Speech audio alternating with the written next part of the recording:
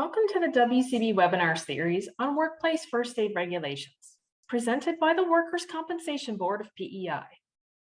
This video covers minimum standards for the workplace first aid kits that will need to meet the classification and sizes as set out in the CSA Standard for First Aid Kits. WCB has created a resource for workplaces called Guide to Workplace First Aid Regulations. This is your toolkit to determining the first aid requirements for your workplace. It can be accessed on our website at wcb.pe.ca. The guide is based on the OHS general regulations pertaining to first aid and the CSA standard. You can also download our app from the App Store or Google Play to find the guide and additional information on first aid for PEI workplaces. First aid kit classification and sizes. There are three main classifications of first aid kits. These are Type 1, Personal First Aid Kit, Type 2, Basic First Aid Kit, and Type 3, Intermediate First Aid Kit. Types 2 and 3 are also available in three different sizes: small, medium, and large. The type you will need depends on the workplace first aid risk assessment results.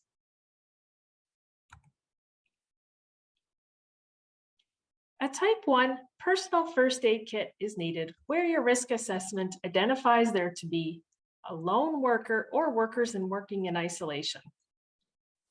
A Type 2 basic first aid kit is needed where your risk assessment identifies your workplace is low risk or a moderate risk workplace with low likelihood of harm to workers from the risks. And a Type 3 intermediate first aid kit is needed where your risk assessment identifies your workplace as high risk or moderate risk with a higher likelihood of harm to workers from those risks. Let's take a closer look at each of these. An organization must provide a Type 1 personal first aid kit to all workers who are working alone or work in isolation. And this means working in circumstances, whether alone or in a location remote from normal services and support, where assistance from a workplace first aider is not readily available in the event of injury, illness, or emergency.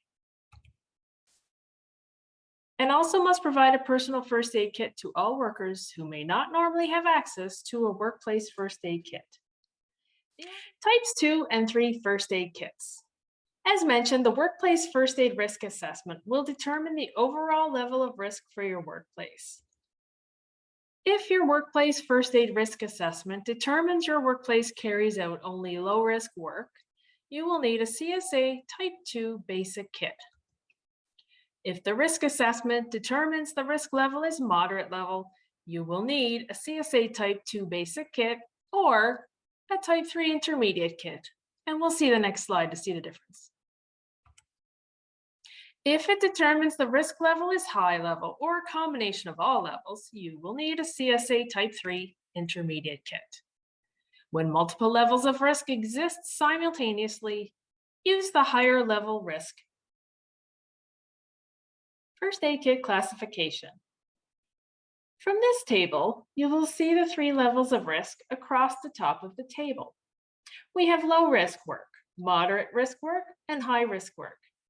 As our legislation makes reference to low risk work versus work other than low risk work, you can see how that has been set out in the table at the top as well. Down the vertical left-hand side, we take into account the likelihood that the hazards you've identified in your risk assessment could cause harm to workers. So let's break it down. If your workplace risk assessment determines the work conducted at your workplace is low risk work only, you will need a Type 2 basic first aid kit, no matter the likelihood of harm to workers based on the work. If your workplace risk assessment determines your risk level to be moderate, then you will need either a Type 2 or Type 3 first aid kit. To know which kit is required, simply take into consideration the likelihood of harm to workers from potential injuries that may occur in the course of their work. If the work is unlikely or very unlikely to cause harm to workers, then a Type 2 basic kit is sufficient. If there is a likelihood or chance of harm to workers that is moderate, likely, or very likely, then a Type 3 intermediate kit is required. And if your workplace involves work that is high risk or a combination of all risk levels, then a type 3 intermediate first aid kit will be required. Now, let's take a look at the different sizes. As mentioned, types 2 and 3 first aid kits come in 3 sizes: small, medium, and large. To ensure that the first aid kits are readily accessible to all workers and that the particular configuration of your workplace is accommodated, workplace first aid kits of different sizes may be used in various combinations throughout the workplace. If your workplace has 2 to 25 workers, you will need only one size small kit. For 26 to 50 workers, you will need either 2 small or 1 medium. For 51 to 100 workers, you will need either 4 small or 2 medium, or 2 small and 1 medium, or 1 large kit. For workplaces over 100, continue to follow the count. For instance, if you have 120 workers, you need to determine which kits best suit the workplace. For up to 100 workers, then an additional small kit for a count of workers up to 20.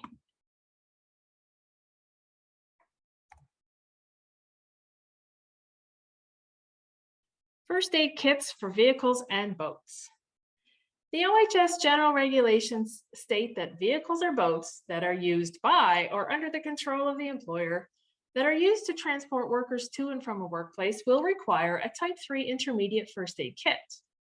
This does not include vehicles or boats where work is being carried out. In those vehicles and boats owned or under control of the employer where work is being carried out, such as taxis, dump trucks, municipal trucks, delivery cars, etc., then the vehicle is considered to be a workplace and the employer will need to perform the first aid risk assessment to determine which type of kit is required. If there is only one worker in that vehicle, then a type 1 personal first aid kit is sufficient. If there's more than one worker, either a type 2 or type 3 kit will be required, depending on the type of work and the risk it carries. Workers may often use their own personal vehicles during work or to transport themselves between multiple or mobile work sites. Again, the employer would need to perform a risk assessment to best determine whether a personal first aid kit would be supplied for use in that personal vehicle. Kit contents. Now that we have covered the types of first aid kits, let's look at contents. You can download our guide mentioned earlier in this video, or you can access the CSA standard directly to view the required kit contents. To find out how to access the CSA standard directly, watch the introductory video in this series called What's New. If you purchase an already assembled CSA first aid kit from a vendor, the contents should still be checked against the checklist to ensure that they are correct. If you wish to assemble a kit yourself, which you will still need to do once the kit contents become depleted, you can refer to the guide for contents and quantities of items. Additional contents. You may find that based on the unique nature of the work involved at your workplace, that additional contents over and above the minimum standard would best suit. Additional specialized content should be added where the risk assessment determines the specific hazards, risks, or other site-specific conditions require it. For example, immobilization devices, certain medications, specific wound care, etc. Always remember that the first aider should be trained in how to use those additional specialized items.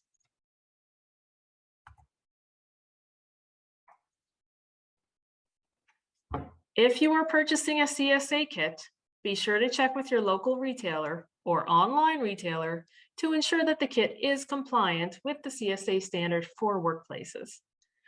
As mentioned, you can purchase a new kit that is pre-assembled, or you can assemble the contents yourself. Either way, kits must contain minimum standard contents as set out in the standard. They also must contain non-latex materials, and it is recommended that the kit include a pocket-sized booklet containing current first aid information or applicable training materials. While the CSA standard recommends that kits be made of a certain material or that they are portable, these requirements have not been adopted for PEI workplaces.